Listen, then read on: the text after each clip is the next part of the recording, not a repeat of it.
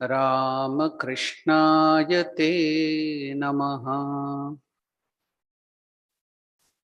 Ya Devi Sarvabhuteshu Matrarupena Samstita Namastasyai Namastasyai Namastasyai Namo Namaha.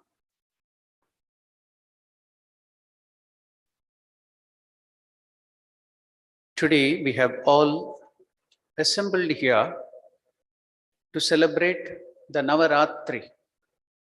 Nava means 9. Ratri means nights. They should have named it as Nava Divasa or Navadina. Why did they name it as Navaratri? 9 nights. We will come to that in the second half of the talk. But in the first half, we shall look into some other significance. Mother worship has deep significance and is a distinct philosophy in itself.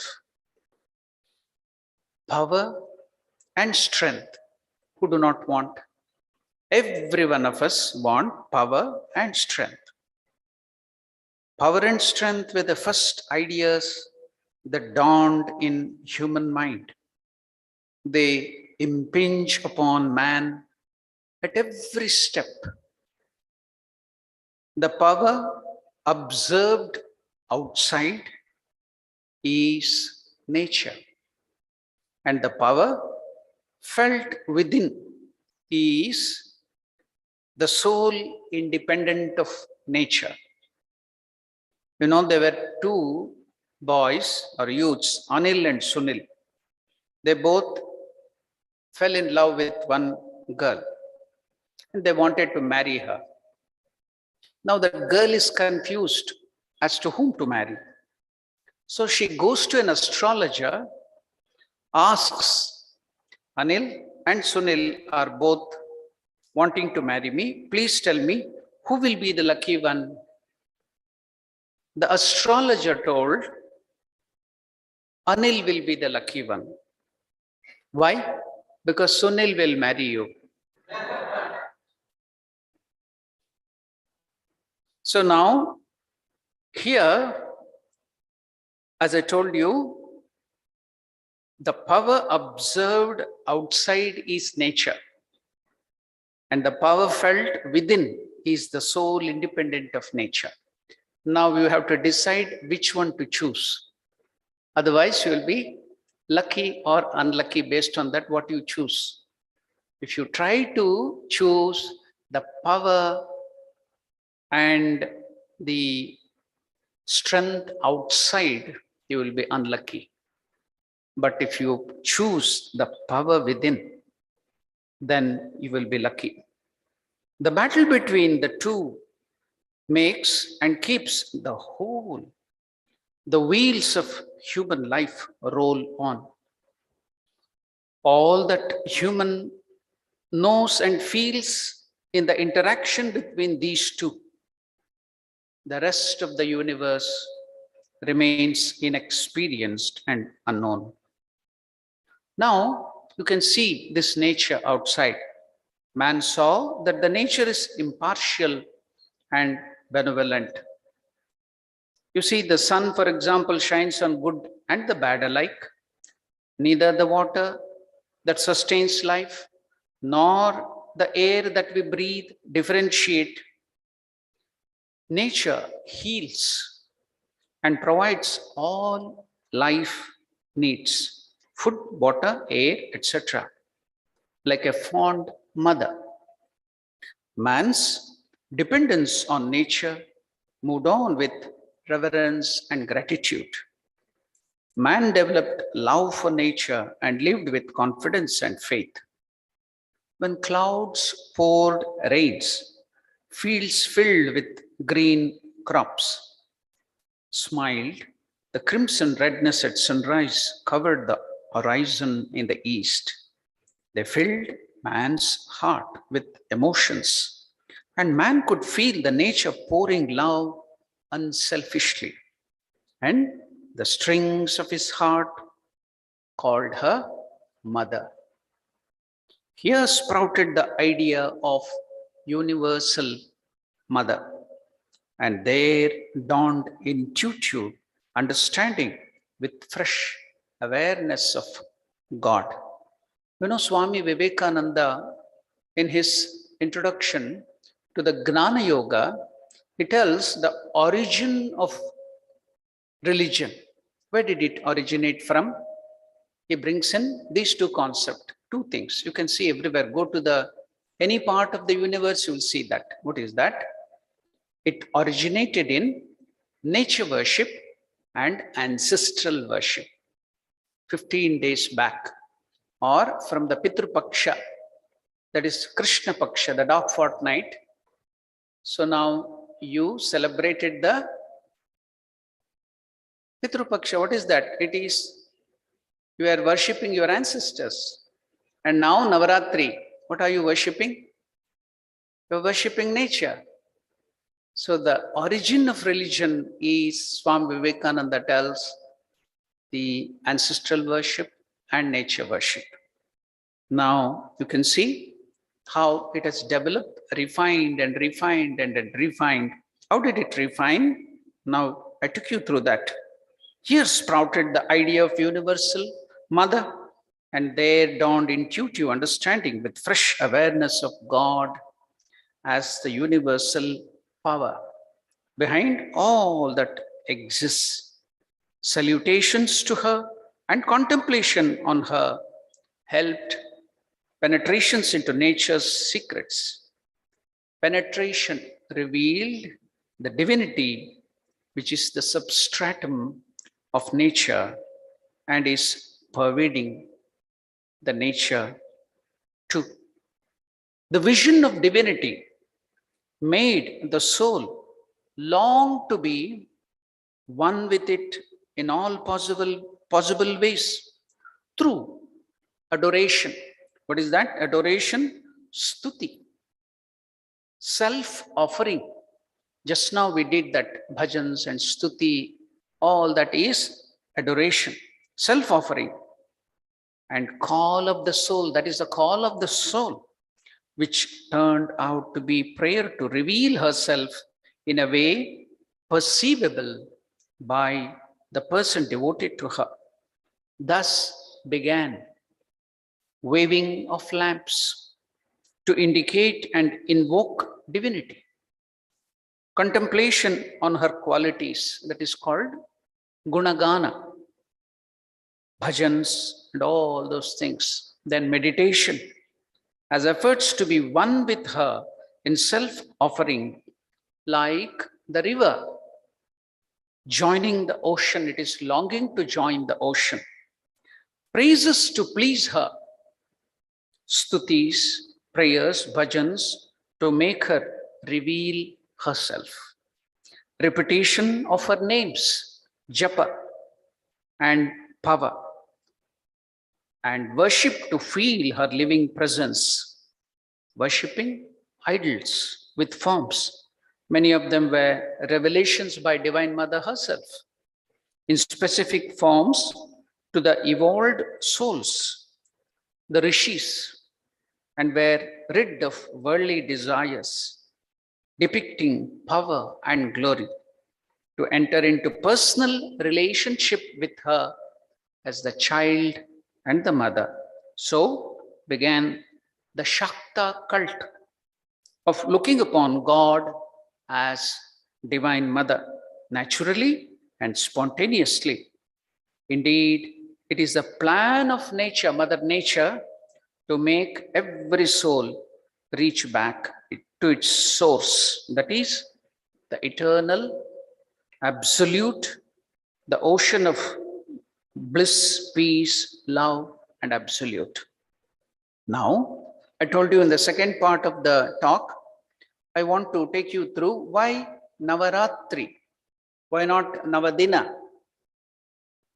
Now, this time, this Navarathri, we shall observe these 9 days of the Navarathri in a simple way, with clear understanding of what they mean with proper philosophical background. What is that philosophical background? All jivas, the living beings, are moving in this world, gathering food and driven by nature's instincts. Man, we all human beings too. We are moving, earning, living, but we are enveloped by various modes of darkness from within, which narrows down its vision to earthly living and feeling, not allowing us to perceive the light of the truth. This engulfing modes of inner darkness, which does not allow us to understand our real nature, are 9 in numbers. Each mode of darkness is considered as a night that every human has to pass through to see the light of truth. They are placed in a graded sequence which the living being called Jiva has to conquer, overcome in the same order, one after the other. Thus, we have 9 nights. Now you can understand why 9 nights. So this is, we have 9 nights of inner darkness within us. Conquering and passing over each one of them, we get a bright day. The next day, the bright day that makes our divinity shine within ourselves and get radiated externally. Now we shall go through these 9 nights. What are they? The 9 nights that the jiva, the living being, has to cross over to attain perfection. What are they? The first one, the first night today, it has started. Tamas, spiritual darkness, tamas. The second is dvesha, hatred.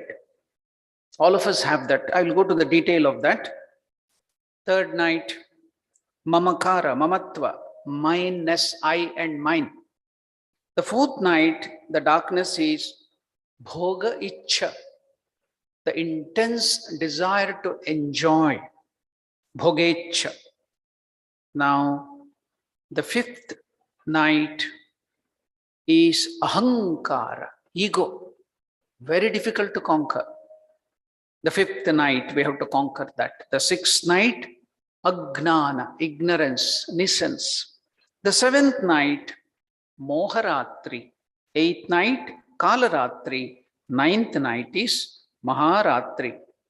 Now, these are the 9 ignorances or darkness which we have to conquer all these 9 days. That is the inner philosophical significance behind this Navarathri. Today, I will take up only these 2. What is that? First day and second day. At the most, I may go to third day because I have to stop within maybe in another 5 minutes or so.